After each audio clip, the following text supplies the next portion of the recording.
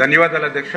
ఏదైతే ఈ యొక్క వంశధార రైట్ కెనాల్ ఏదైతే సభ్యులు అడిగారో దీనికి సంబంధించినటువంటి లాస్ట్ మైల్ మరి గ్రామాలకి సాగునీరు అందట్లేదని ఏదైతే చెప్తూ ఉన్నారో ఈ వంశధార రైట్ కెనాల్ కు సంబంధించి 53వ కిలోమీటరు లాస్ట్ మైల్ అంటే 37 థాయిలాండ్ సంబంధించి 4,600 ఎకరాలు ఇక్కడ ఉంది అధ్యక్ష. ఈ 4,600 ఎకరాలకు సంబంధించి ఇక్కడ డిస్ట్రిబ్యూషన్ సిస్టమ్ డెవలప్ కాకపోవడం వల్ల మరి ప్రెసెంట్ 2,537 ఎకరాలకు మాత్రమే నీరు అందుతున్నటువంటి పరిస్థితి. ఇంకా 2,104 ఎకరాలకు నీరు మరి అందనటువంటి మాట వాస్తవమే అధ్యక్ష.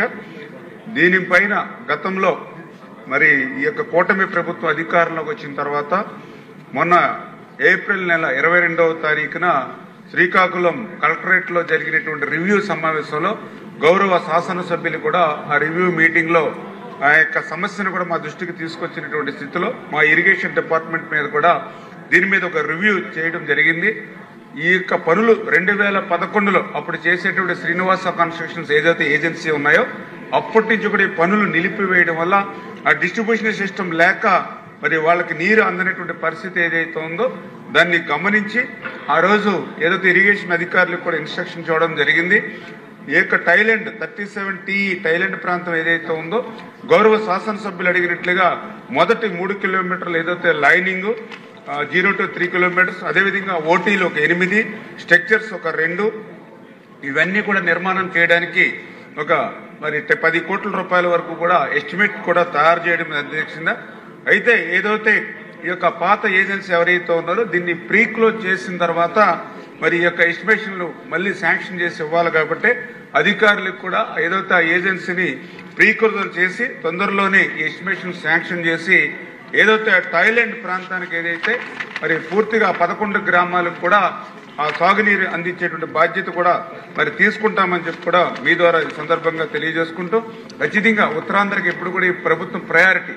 మొన్ననే వారం రోజుల క్రితం ముఖ్యమంత్రి గారు కూడా ఒక రివ్యూ మీటింగ్ పెట్టి అందులో చాలా క్లియర్ గా ఉత్తరాంధ్ర అంటే ఆ ప్రజల యొక్క రుణం తీర్చుకునేటువంటి విధంగా మనం పనిచేయాలని చెప్పి ఆ ఉత్తరాంధ్రకు సంబంధించి మొన్ననే ఏదైతే ఈ యొక్క రమణమూర్తి గారు చెప్పినట్లుగా వంశధార గాని తోటపల్లి గాని ఇట్లా ఏవైతే గత 20-30 సంవత్సరాల నుంచి నిలిచిపోయినటువంటి ప్రాజెక్టులు ఏవైతే ఉన్నాయో వాటన్నిటిని కూడా ప్రయారిటీలో పెట్టుకుని నాకు 2 సంవత్సరాల్లో ఈ ప్రయారిటీలో ఉన్నటువంటి ప్రాజెక్టులన్నీ కూడా పూర్తి చేయాలి అనేటువంటి విధంగా అంటే ఏదైతే వంశధార ఫేజ్ 2 అండ్ స్టేజ్ 2 గాని తోటపల్లి ప్రాజెక్టు గాని తారకరామ తీర్థ సాగర్ గాని ఆఫ్ షోర్ రిజర్వాయర్ గాని అదేవిధంగా ఇంటర్లింకింగ్ వంశధార నాగావళి గాని జంజావతి గాని ఇంటర్లింకింగ్ ఆఫ్ ఏదైతే నాగావళి చంపావతి గాని మరి అదేవిధంగా మడ్డు వలస గాని ఇట్లా ఇవన్నీ కూడా ఆయన ప్రయారిటీ ఇచ్చారు అధ్యక్ష.